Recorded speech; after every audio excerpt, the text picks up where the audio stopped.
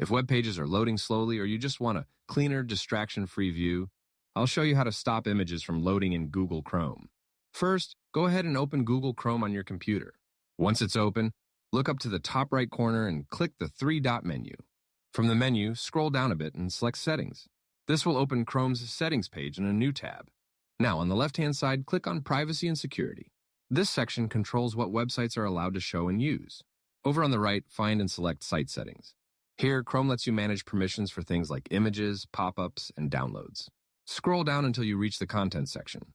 Then click on Images. By default, Chrome allows all sites to display images. To turn that off, select Don't Allow Sites to Show Images. As soon as you switch this setting, websites will stop loading images automatically, which can help pages load faster and use less data.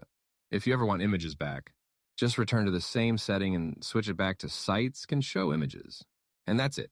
Quick, simple, and easy to reverse anytime. If this tutorial saved you time or bandwidth, feel free to like the video and subscribe for more helpful browser tips. Thanks for watching, and I'll catch you in the next one.